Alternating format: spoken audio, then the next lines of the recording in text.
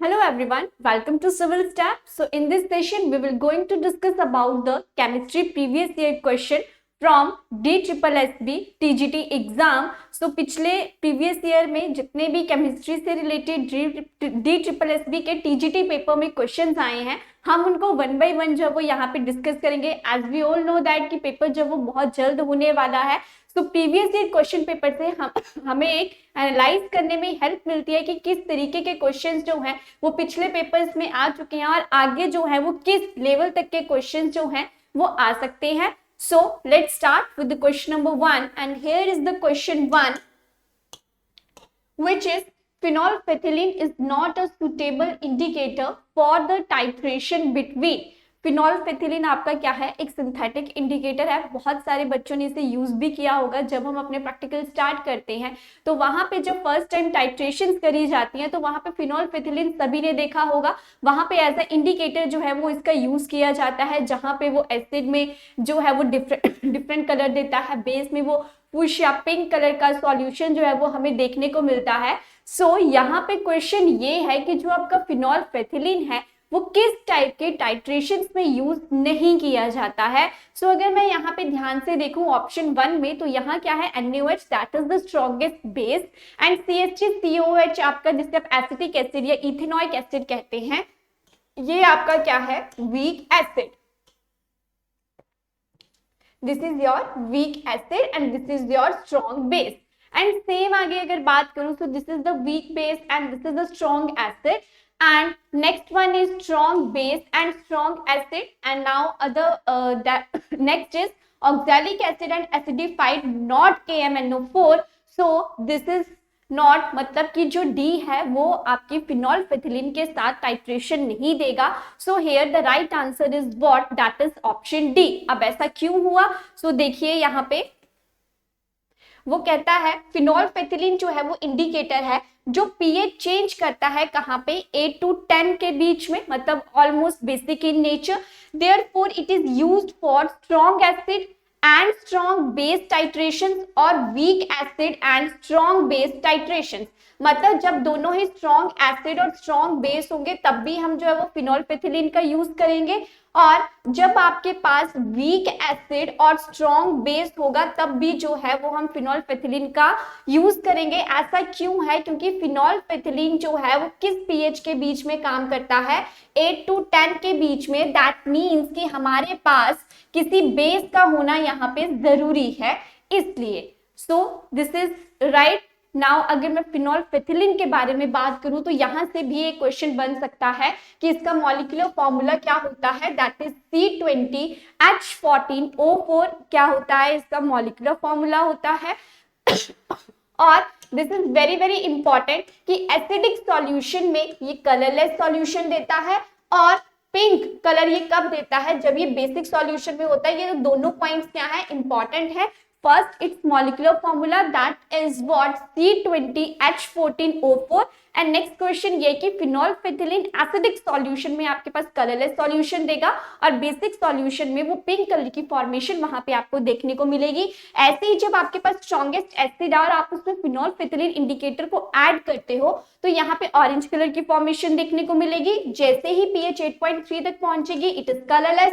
जैसे ही बेस का आना शुरू हुआ फूशिया पिंक कलर की फॉर्मेशन देखने को मिलेगी, और जब बहुत ज्यादा बेसिक इन नेचर हो जाएगा तो वहां पे फिर से चीजें जो है वो कलरलेस होती हुई दिखाई देंगी. So this is all about the phenolphthalein indicator.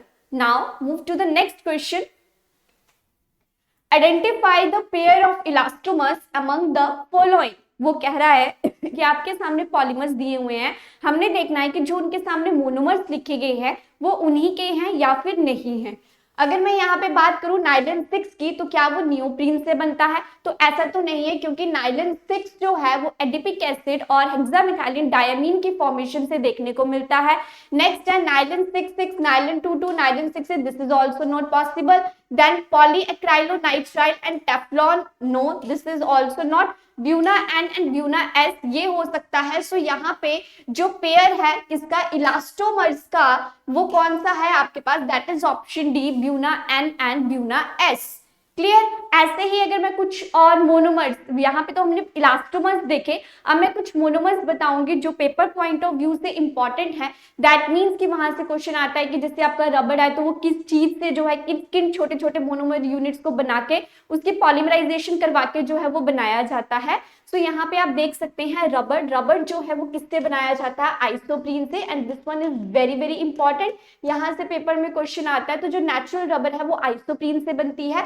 जब आप सिंथेटिक रबड़ की प्रेपरेशन करते हो तो वहां पे as a monomer unit use किया जाता है what, that is neoprene. Clear. और यहां से क्वेश्चन और याद रखना, आइसोप्रीन का यूपीएससी नेमिंग क्या होता है, 1,2-मिथाइल 1,1,3-ब्यूटाइडीन उसे कहा जाता है। ऐसे ही ब्यूना एस बनाने के लिए स्टीरीन, ब्यूना एन के लिए विनाइल साइनाइड और 1,3-ब्यूटाइडीन, टेफ्लॉन के लिए टेट्राफ्लोरोइथेन, टेरिलीन के लिए ethylene glycol and terephthalic acid. This one is important, ऐसे क्वेश्चन पेपर्स में आते हैं। और शायद टेरिलीन पे जो है वो क्वेश्चन आ चुका हुआ है, मैंने जो प्रीवियस वीडियोस किए हैं वहां पे भी आप चेक कर सकते हो।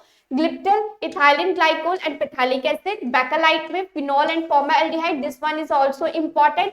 पीवीसी के ऊपर तो हमेशा क्वेश्चन आता है, एक इसकी full form that is polyvinyl chloride, और एक इसके मोनोमर यूनिट के बारे में चीजें पूछी जाती हैं, दैट इज विनाइल क्लोराइड। ऐसे आगे है melamine and formaldehyde resin, that is melamine and formaldehyde use किया जाएगा। और नाइलिन 6 के लिए कैप्रोलैक्टम जो है वो as a monomer unit use किया जाता है। So these all are monomers and these are what, that is important one. Next, Which of the following alcohol gives turbidity very soon with Lucas reagent? तो वो पूछ रहा है कि इनमें से कौन सा अल्कोहल है, जैसे प्राइमरी सेकेंडरी टर्शियरी अल्कोहल्स होते हैं, तो कौन है जो ल्यूकस रिएजेंट के साथ एकदम से टर्बिडिटी की फॉर्मेशन देता है। और ये जो है वो एक डिस्टिंक्शन टेस्ट टाइप भी है। तो सबसे पहले आप देख लो C2H2OH है, देन आपका आ जाएगा सेकेंडरी में, देन टर्शियरी में चीजें आ जाएंगी। So here the right answer is what, that is option C, कि जो ऑप्शन सी है that is the tertiary alcohol. ये क्या देगा, ल्यूकस रीजन के साथ सबसे ज्यादा व्हाइट कलर की टर्बिडिटी यहाँ पे शो होती हुई दिखाई देगी। And if we discuss about the explanation, तो ल्यूकस रिएजेंट होता क्या है, this is the anhydrous solution of the zinc chloride and the concentrated HCl। तो हो सकता है पेपर में इससे रिलेटेड भी क्वेश्चन जो है वो पूछ लिया जाए कि ल्यूकस रिएजेंट क्या होता है, this is anhydrous zinc chloride and concentrated HCl का जो है ये क्या देखने को मिलता है, मिक्सचर देखने को मिलता है। And it is used to distinguish alcohol molecule, primary secondary alcohol of low molecular weight। तो ये अल्कोहल्स को ही आपस में डिस्टिंग्विश करने में क्या करता है, हेल्प करता है। And it is used for distinguish between primary, secondary, tertiary alcohols, and tertiary alcohols gives turbidity immediately with the Lucas reagent। So this point is important कि primary, secondary और tertiary में तीनों में से कौन सबसे ज्यादा turbidity को फॉर्म करता है, that is the tertiary one. तो यहाँ पे जो है अल्काइल क्लोराइड क्या होते हैं, इनसॉल्युबल होते हैं पानी में, and there formation is indicated by the appearance of the turbidity और क्लाउडीनेस। प्रैक्टिकल सभी ने किए हैं, वहां पे हम जो है +2 में जब ऑर्गेनिक सिंथेसिस करी जाती थी वहां पे इस प्रैक्टिकल को किया भी जाता था। So what you have to remember, Lucas reagent जो है वो टर्शरी अल्कोहल्स की प्रेजेंस के लिए जो है वो यूज किए जाते हैं। And the rate of reaction of alcohol with HCl is in the order tertiary, secondary and then primary, and hence tertiary alcohol gives turbidity immediately। So this whole is very very important, यहाँ से जो है वो question आपका बन सकता है। Clear. चलिए नेक्स्ट क्वेश्चन देखते हैं। Water is not polluted by, water जो है वो इनमें से किसके द्वारा पॉल्यूटेड नहीं होता है। This is very basic question and this question is from the environmental chemistry. So बताइए, देखो आप क्वेश्चन इसको। Okay, and the options are rodenticides. Rodents का मतलब क्या होता है कि जो भी खेतों में जैसे चूहे वगैरह लगे होते हैं तो उन्हें मारने के लिए जिन केमिकल्स का यूज किया जाता है, लाइक सबसे ज्यादा जो है वो जिंक फॉस्फाइड का यूज यहाँ पे आपको देखने को मिलता है। So that is what rodenticide. Pesticides, micro organisms या फिर हर्बिसाइड्स। तो वाटर इनमें से जिनके द्वारा पॉल्यूटेड नहीं होता है उसका आंसर क्या है आपके पास, माइक्रो ऑर्गेनिजम्स, क्योंकि बाकी सभी में क्या है, बहुत ज्यादा डेंजरस केमिकल्स का यूज किया जा रहा है। So that cause the water pollution except microorganisms। So according to the question, the right answer is what? That is option C। So pollution caused by chemicals, herbicides क्या होते हैं, जो भी unwanted आपका ग्रास जो है ग्रो हो जाता है खेतों में। herbicides are substances which are known as weed killers and are toxic to the plants। Insecticides क्या होते हैं, which is used to kill the insects. Fungicides क्या होते हैं, वो chemicals that are used for destroying the fungi. And rodenticides क्या होते हैं, जो rodents like rats and mice को मारने के काम आते हैं। क्लियर। नेक्स्ट क्वेश्चन है, identify the soapless soap among the following, मतलब जो सोप है बट फिर भी वो सोप की तरह काम नहीं करता है, उसे हम क्या कहते हैं। आपके पास ऑप्शंस हैं, medicated soap, toilet soap, glycerine soap and laundry soap. Answer पहले ही आ गया है, so here is answer is what, that is laundry soap, क्योंकि वहां पे हम जो है वो डिटर्जेंट्स का यूज ज्यादा करते हैं। So this is the basic question. Clear. चलिए नेक्स्ट देखते हैं, water is mostly treated with chlorine. पानी में क्लोरीन का यूज किया जाता है किस लिए, to kill harmful micro organisms, to decrease the biological oxygen demand, या to decrease chemical oxygen demand, या फिर to increase the DO। So यहाँ पे इसका सही आंसर क्या है, ऑप्शन ए कि माइक्रो ऑर्गेनिजम्स को किल करने के लिए जो है वो क्लोरीन गैस का यूज किया जाता है, या फिर bleaching agent that is CaOCl2 calcium oxychloride का यूज जो है वो यहाँ से किया जाता है। सो या तो इस वे में क्वेश्चन पूछा जाएगा या फिर थोड़ा डिफरेंट करके पूछा जाएगा, तो वो ये है कि पानी को प्योरीफाई करने के लिए किस गैस का यूज किया जाता है। So that is what, chlorine gas का यूज जो है वो वहां पे देखने को मिलता है। So the right answer is what? That is option A is the right answer. Okay, move to the next part. What is the significance and key factor in the ecosystem? बताओ इसका आंसर क्या हो सकता है।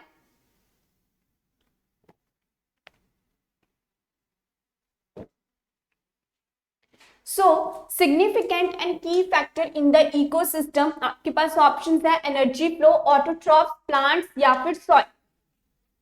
Autotrophs क्या होते हैं, जो प्लांट्स के ऊपर डिपेंड होते हैं, तो उसको तो हम नहीं कह सकते कि वो इकोसिस्टम का एक मेजर पार्ट है।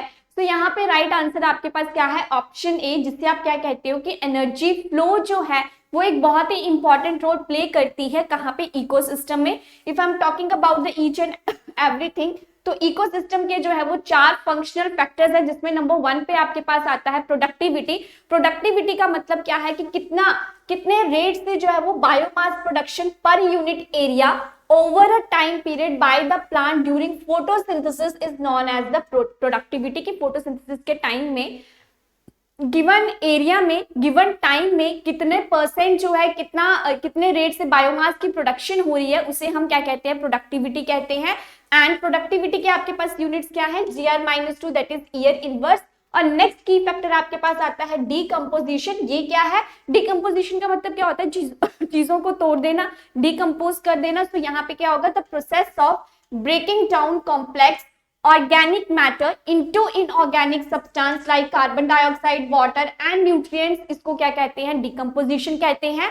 and the raw material for decomposition is what, that is deuterium का यूज जो है वो यहाँ पे देखने को मिलता है। नेक्स्ट है आपका एनर्जी फ्लो, तो वो कहता है except for the deep sea hydrothermal vents, sun is the only source of energy for all the ecosystem on earth. And this one is important, यहीं से क्वेश्चन था कि major source of energy on the ecosystem आपके पास क्या है, that is the key factor, it is sun.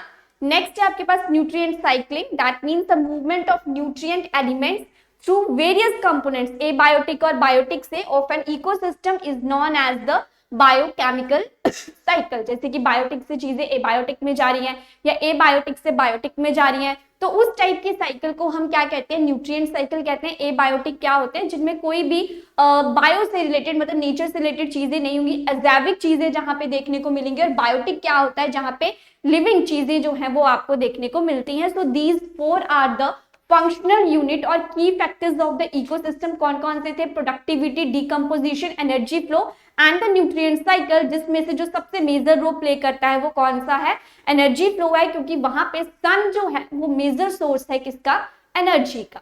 Clear. Okay, next question, what is the type of the following reaction, जहां पे क्यूप्रिक ऑक्साइड प्लस हाइड्रोजन, ये आपके पास क्या दे रहा है, कॉपर प्लस वाटर की फॉर्मेशन देखने को मिल रही है।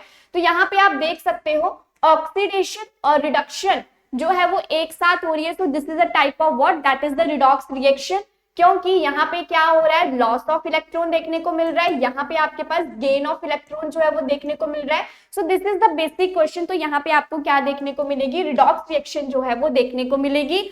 और रिडॉक्स रिएक्शन क्या होती है, जहां पे ऑक्सीडेशन और रिडक्शन एक साथ होती हैं, उस रिएक्शन को हम रिडॉक्स रिएक्शन कहते हैं। क्लियर? चलिए नेक्स्ट क्वेश्चन देखते हैं। Which one of the following is the general formula of the alkenes? As we all know that कि हाइड्रोकार्बन्स होते हैं जहां पे कार्बन, हाइड्रोजन और ऑक्सीजन मिलकर बॉन्ड बनाते हैं।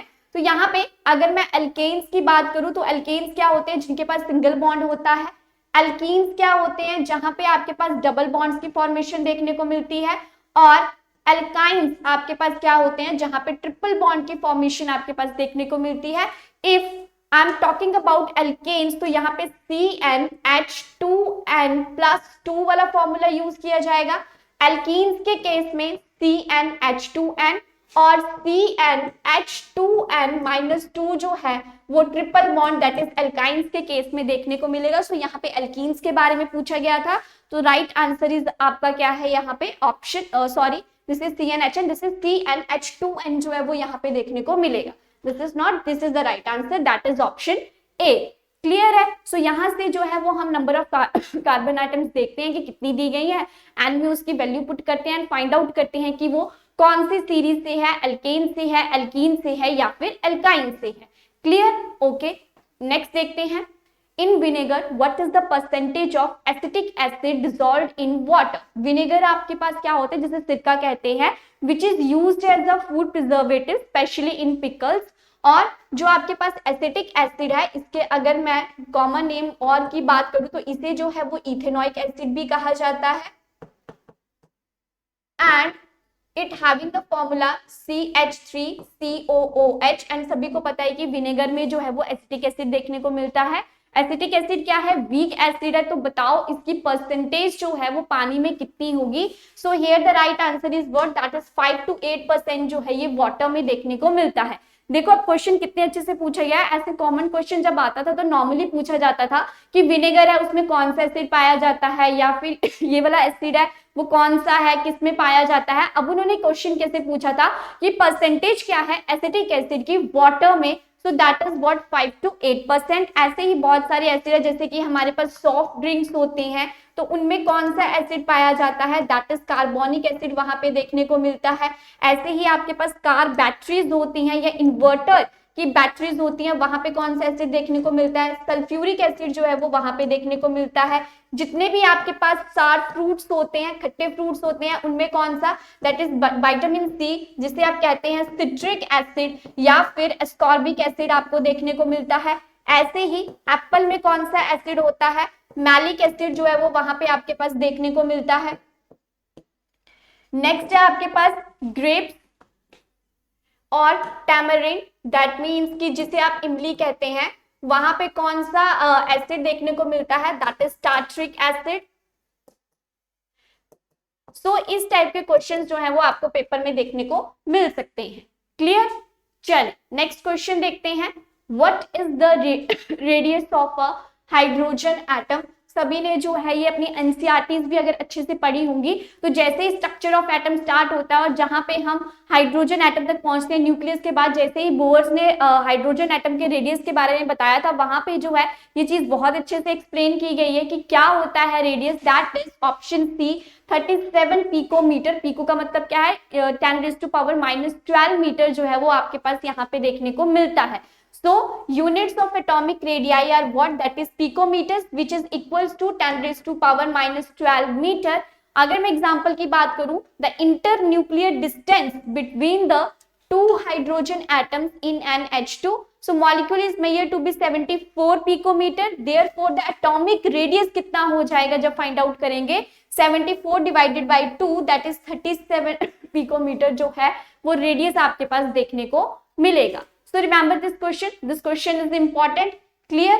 चलिए नेक्स्ट देखते हैं। What is the color of the flame when alkenes are burned? तो हमेशा याद रखना है कि जब भी आपके एरोमेटिक कंपाउंड्स होते हैं और जब भी वो ऐसे जलते हैं तो वहां पे क्या होती है, कंप्लीट कंबशन आपके पास नहीं देखने को मिलती है। सो इसीलिए वहां पे कौन से कलर की फॉर्मेशन होगी और उसे हम कौन सी फ्लेम कहते हैं, दैट इज सूटी फ्लेम उन्हें कहा जाता है। And here the right answer is what, that is yellow colour की फॉर्मेशन जो है आपको वहां पे देखने को मिलेगी। और उस चीज को हम क्या कहते हैं, सूटी फ्लेम कहते हैं। दैट मीन्स कि जितने भी आपके अनसैचुरेटेड हाइड्रोकार्बन है, अनसैचुरेटेड का मतलब क्या है, जहां पे डबल बॉन्ड और ट्रिपल बॉन्ड आ जाते हैं वहां पे अनसैचुरेशन जो है वो देखने को मिलती है। सो अनसैचुरेटेड हाइड्रोकार्बन लाइक आपके एल्कीन्स हो गए, एल्काइंस हो गए, or aromatic hydrocarbons that partially burn with a yellow sooty flame. ऐसा क्यों होता है, क्योंकि वहां पे इनकम्प्लीट कंबशन ऑफ हाइड्रोकार्बन्स जो है वो आपके पास देखने को मिलते हैं, जिस वजह से कंप्लीट कंबशन ना होने की वजह से जो आपके पास फ्लेम है वो क्लियर फॉर्म नहीं होती है। सो रिमेंबर दिस थिंग कि जब भी अनसैचुरेटेड कंपाउंड्स को बर्न करोगे तो किस कलर की फ्लेम फॉर्मेशन आपको वहां पे देखने को मिलेगी, दैट इज येलो कलर की फॉर्मेशन आपको वहां पे देखने को मिलेगी। Clear? Okay, next question, Which one of the following is known as the slaked lime? ये बहुत ही कॉमन क्वेश्चन है और बहुत बार इस क्वेश्चन को कर भी चुके हैं। अगर यहाँ पे फर्स्ट ऑप्शन की बात करूं that is calcium carbonate, so this is known as what, this is known as marble. Clear? Calcium hydroxide, calcium chloride CaCl2, calcium oxide is CaO, जिसे क्या कहा जाता है, क्विक लाइम जो है वो जिसे कहा जाता है। और स्लेक्ड लाइम को क्या कहा जाता है, कैल्शियम हाइड्रोक्साइड जो है वो इसे कहा जाता है, भुजा हुआ चूना जिसे हिंदी में कहते हैं। So option B is what, that is the right answer. जैसे ही कैल्शियम ऑक्साइड को पानी में डिसॉल्व करोगे तो यहाँ से क्या होगा, calcium hydroxide plus carbon dioxide की फॉर्मेशन होते हुए दिखेगी। यहाँ से क्या होता है, हिजिंग साउंड की फॉर्मेशन होती है जिसे आप एफर्विसेंस कहते हो। और ये जो रिएक्शन है वो आपकी क्या होती है, एक्सोथर्मिक इन नेचर देखने को मिलती है, क्योंकि जब भी आप चूने को पानी में डिसॉल्व करते हो तो सबसे पहले तो एक आवाज सुनाई देती है, हिजिंग साउंड जिसे कहते हैं। This is due to the evolution of the carbon dioxide gas. और कभी भी देखना वो कंटेनर क्या हो जाता है, साइड से गर्म हो जाता है हल्का सा, that means this is what, that is exothermic reaction जो है वो उसे कहा जाता है। Clear? So according to the question what is the right answer, that is option B, calcium hydroxide is known as the slaked lime. चल next question, why did Rutherford select a gold foil for his experiment of finding the model of an atom? Everyone knows कि जो Rutherford है उन्होंने nucleus की discovery करी थी जिसमें उन्होंने अल्फा रे स्कैटरिंग करवाई थी थिन गोल्ड फॉइल पे। तो उन्होंने गोल्ड फॉइल का यूज क्यों किया था, क्योंकि वो लस्ट्रस है।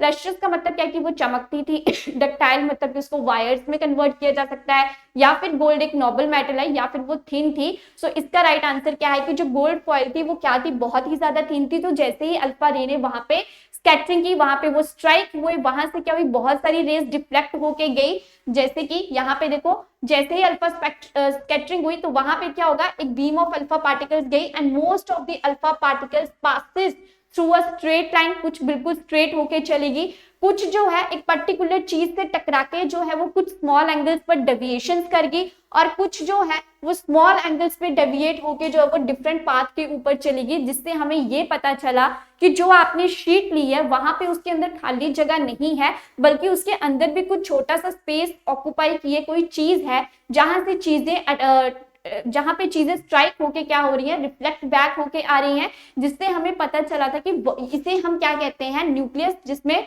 Volume of nucleus is negligible as compare to the total volume of the atom. So यहाँ से जो है वो न्यूक्लियस की डिस्कवरी देखने को मिलेगी। सो एक क्वेश्चन तो ये था कि रदरफोर्ड मॉडल ऑफ एक्सपेरिमेंट से न्यूक्लियस की डिस्कवरी हुई थी, किसका यूज किया था, थिन गोल्ड फॉइल का यहाँ पे यूज जो है वो किया गया था। और 3 ऑब्जर्वेशंस यहाँ पे देखने को मिली थी कि कुछ लाइन स्ट्रेट चलेगी, कुछ बिल्कुल ही बैक होगी, और कुछ स्मॉल एंगल पर क्या कर गई थी, डेविएट होती हुई जो है वो दिखाई दी थी। क्लियर? चलिए नेक्स्ट क्वेश्चन देखते हैं। Which of the following is not used as food preservative? इसका आंसर पहले आ गया है, इसको रहने दो। अब वो पूछ रहा है कि इसमें से जो है वो एज अ फूड प्रिजर्वेटिव जो है वो किसका यूज देखने को मिलता है। फूड प्रिजर्वेटिव क्या होते हैं, जैसे कि आपके पैकेजिंग मटेरियल्स होते हैं, उन्हें ज्यादा लंबे समय तक टिके रहने के लिए उनके अंदर कुछ केमिकल्स का यूज किया जाता है ताकि वो जल्दी खराब ना हो। तो यहाँ पे ऑप्शंस हैं सोडियम बेंजोएट या फिर सॉल्ट्स ऑफ सॉर्बिक एसिड। तो इन दोनों का यूज जो है वो यहाँ पे देखने को मिलता है, that is option D is the right answer. क्योंकि जो सोडियम है इसका जो मेन यूज है सोडियम बेंजोएट का, वो चीज को प्रिजर्व करने के लिए या फिर मीट वगैरह को प्रिजर्व करने के लिए यूज किया जाता है। ऐसे ही सॉर्बिक एसिड का यूज जो है वो किसके लिए, स्पेशल जूसेस को प्रिजर्व करने के लिए जो है वो देखने को मिलता है। Clear? So according to the question, the right answer is what? That is both 1 and 2, that is sodium benzoate and salts of sorbic acid. दोनों का यूज किया जाता है as the food preservative में। Clear?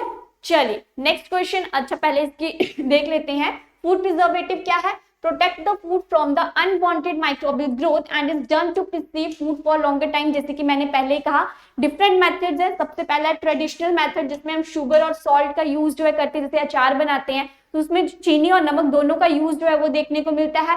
एसिड्स की बात करूं तो बेंजोइक एसिड, सबसे पहले sodium benzoate comes under this category, और सोडियम बेंजोएट का ना सबसे ज्यादा यूज देखने को मिलता है as a food preservative. Then sorbic acid and lactic acid. और अगर कुछ गैशियस केमिकल फूड प्रिजर्वेटिव्स की बात करूं तो जिसे लिविंग एजेंट्स कहा जाता है, इसमें आपका सल्फर डाइऑक्साइड, सल्फाइड्स या फिर कार्बन डाइऑक्साइड।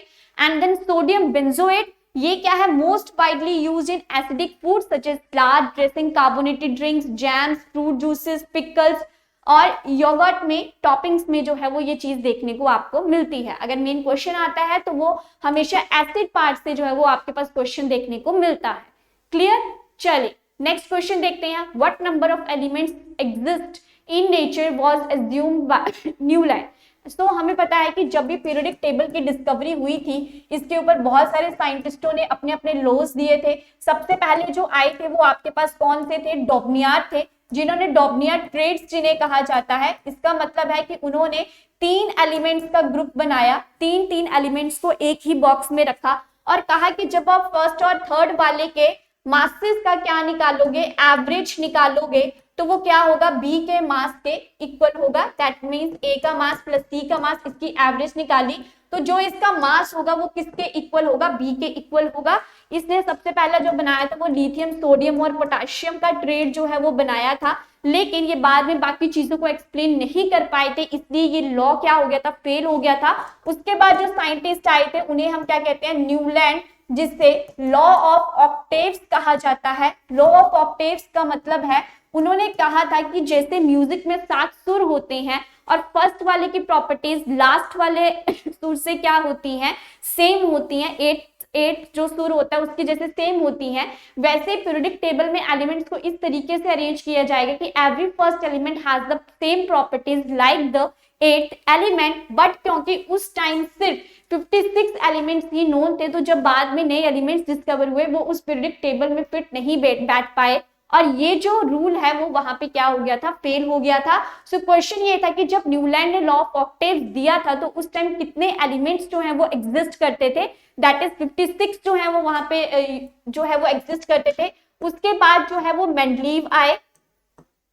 मेंडलीव ने जो पीरियोडिक टेबल दिया आपके पास वो था on the basis of the increasing order of the atomic masses, और उस टाइम जो एलिमेंट्स एग्जिस्ट थे वो 63 थे। बट बाद में इसका ये भी फेल हो गया था क्योंकि इसने बहुत सारी जगह खाली रख दी हुई थी, तो जब बाद में नए एलिमेंट्स डिस्कवर हुए तो वहां पे वो चीजें प्रॉपर्ली फिट नहीं बैठ पा रही थी। और लास्ट में हमारे पास आए थे हेनरी मॉजले, जिन्हें जो है कहा जाता है कि उन्होंने मॉडर्न पीरियोडिक टेबल की डिस्कवरी की थी जिसे हम आज यूज करते हैं। तो यहाँ पे आपके पास क्या है? 118 एलिमेंट्स जो हैं वो आज एग्जिस्ट करते हैं, जिसमें से 94 आपके क्या है? नेचुरल वे में एग्जिस्ट करते हैं और बाकी सारे क्या है? सिंथेटिक फॉर्म में बनाए गए हैं। और जो आज का पीरियोडिक टेबल है वो किस बेसिस के ऊपर अरेंज्ड है? That is the increasing order of their atomic numbers. Clear? ये बेसिक से इंफॉर्मेशन थी according to the question. So the right answer is what? That is option B. 56 elements जो है वो न्यूलैंड के टाइम में एग्जिस्ट करते थे। Now next question.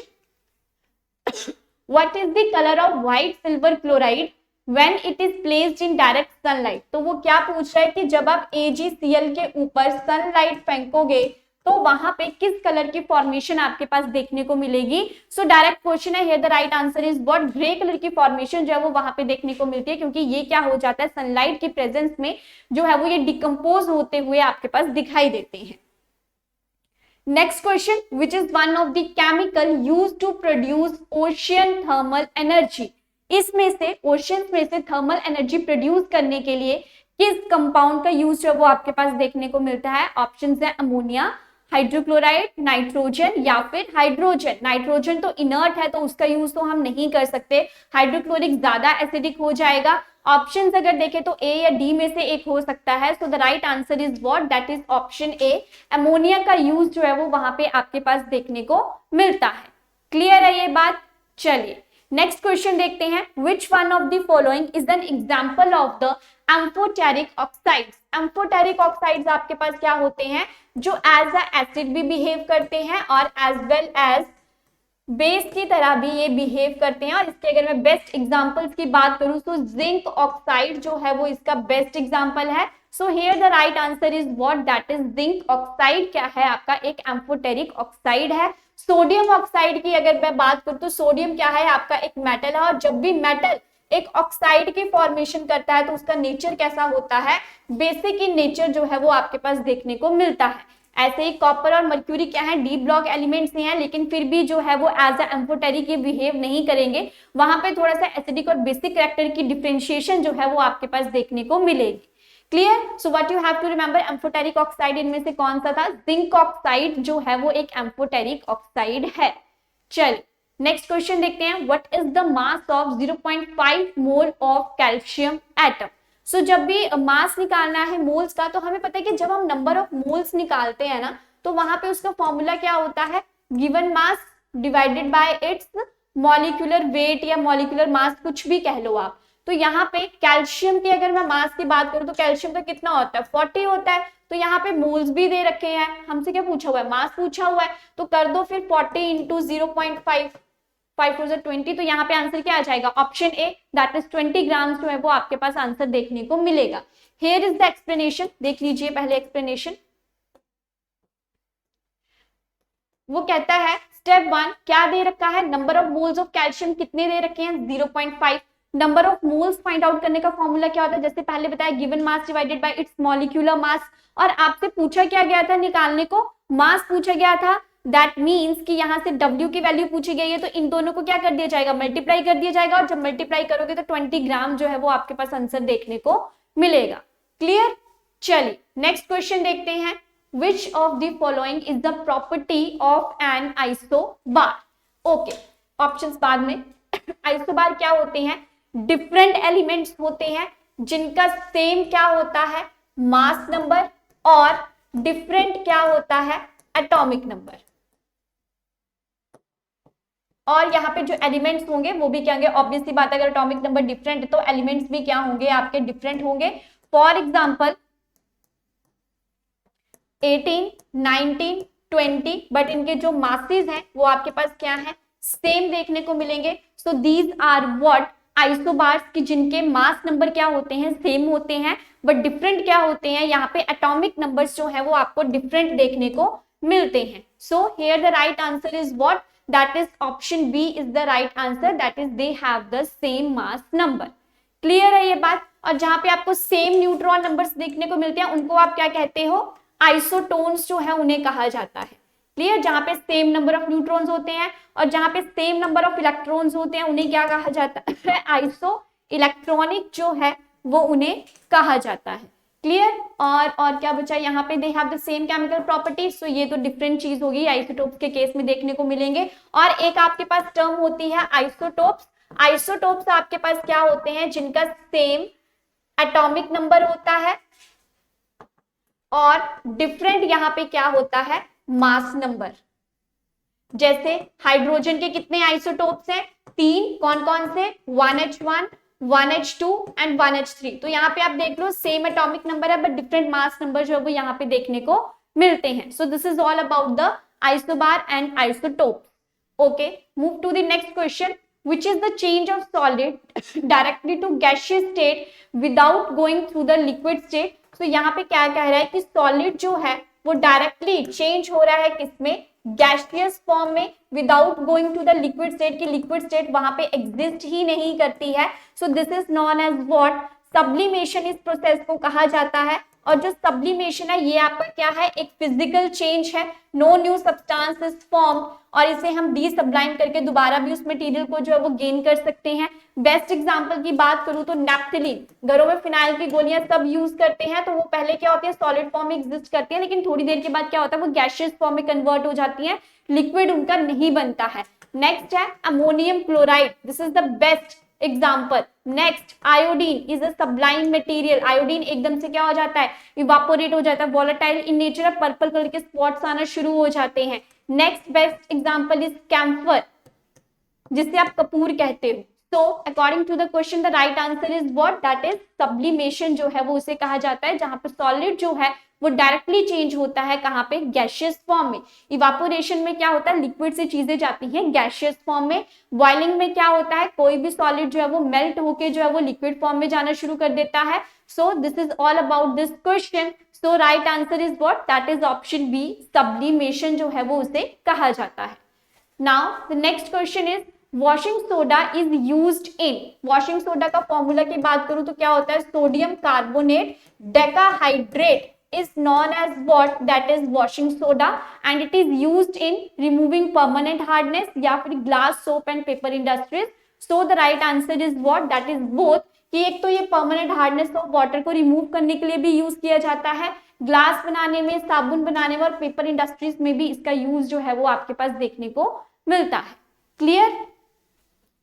अब एक और चीज, अगर मैं हार्ड वाटर और सॉफ्ट वाटर के बीच में एक डिफरेंस की बात करूं तो हार्ड वाटर्स में बहुत हार्ड मिनरल्स देखने को मिलते हैं, सॉफ्ट वाटर में वो चीजें कम होती हैं। This one is important, very very important question आता है यहाँ से कि हार्ड वाटर में कैल्शियम और मैग्नीशियम, सॉफ्ट वाटर में सिर्फ सोडियम प्रेजेंट होता है।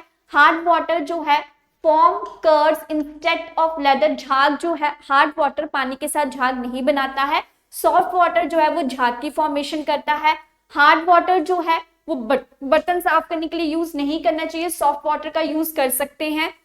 हार्ड वाटर होगा तो हमारी जो स्किन होती है, हमारे जो बाल होते हैं वो भी क्या हो जाते हैं? ड्राई देखने को मिलते हैं, इसका कोई भी इफेक्ट आपके पास देखने को नहीं मिलता है। और ऐसे ही अगर मैं आइडेंटिटी की बात करूं तो यहाँ पे क्या होता है? Moving through limestone, gypsum, chalk, और ये क्या होते हैं? सेडिमेंट्री रॉक से फॉर्मेशन इनकी देखने को मिलती है। So these are the basic points that are related to the hard water and the soft water. Now move to the next question. Which one of the following is dispersing medium for emulsion? अगर मैं emulsions की बात कर रही हूं तो देखो यहाँ पे क्या है? लिक्विड इन लिक्विड जो है वो आपके पास चीजें देखने को मिलती हैं। लिक्विड इन लिक्विड का मतलब क्या है? ये क्या है? आपके पास डिस्पर्स्ड फेस है और एक आपके पास क्या होता है? डिस्पर्जन मीडियम होता है। अब ये सेम वैसे ही है जैसे आपके पास सॉल्यूशन में सॉल्यूट और सॉल्वेंट होते हैं। You can say that this is solute and this one is solvent. That means कि सॉल्यूट का मतलब क्या है? जो आपके पास लेस अमाउंट में प्रेजेंट होता है, और सॉल्वेंट का मतलब क्या है? जो आपके पास लार्ज अमाउंट में प्रेजेंट होता है। क्लियर? सो अगर आपके पास ऐसे है कि जो कम अमाउंट में है वो भी लिक्विड है, जो ज्यादा अमाउंट में है वो भी लिक्विड है, सो इस टाइप के सॉल्यूशंस को क्या कहा जाता है?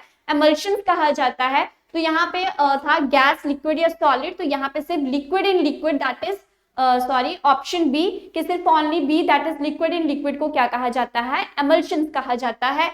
अब अगर मैं इसके एग्जांपल्स की बात करूं तो एमल्शन का बेस्ट एग्जांपल आपके पास क्या हो गया? मिल्क हो गया, क्योंकि वहां पे दूध और पानी का है, तो वहां पे अगर दूध कम है या पानी कम है तो दोनों क्या है? लिक्विड्स ही हैं। So liquid in liquid solution जो है वो वहां पे आपके पास देखने को मिलेगा। ऐसे ही अगर मान लो आपका डिस्पर्स फेज क्या है? सॉलिड है, दैट मीन्स कि कम अमाउंट में भी सॉलिड है, ज्यादा अमाउंट में भी सॉलिड है, तो हम उसे क्या कहते हैं? Solid sol. And this whole table is very important क्योंकि यहाँ से क्वेश्चंस देखने को मिलते हैं। सो सॉलिड सोल के एग्जांपल्स क्या होंगे? some colored glasses and the gemstones, solid in liquid that is soul, जैसे paints, cell fluids, solid in gas, मतलब solid कम है, gaseous form ज्यादा है, तो उसे कहा जाता है aerosol, like smoke and dust, क्योंकि smoke क्या होता है? gaseous form ज्यादा है, dust particles जो solid form में present है वो आपको कम देखने को मिलते हैं। ऐसे ही liquid in liquid is known as what? That is emulsion, milk, hair cream, liquid in gas that is aerosol, फोक जैसे हो गया आपका, गैस इन सॉलिड, स्टोन्स हो गए, फोम हो गया, एंड गैस इन लिक्विड मतलब गैस कम अमाउंट में है, लिक्विड ज्यादा अमाउंट में है, दैट इज व्हिप्ड क्रीम जो है वो जैसे देखने को मिलती है। Clear? So this one is very very important. तो this is all about today. फिर मिलते हैं नेक्स्ट सेशन में। Thank you so much.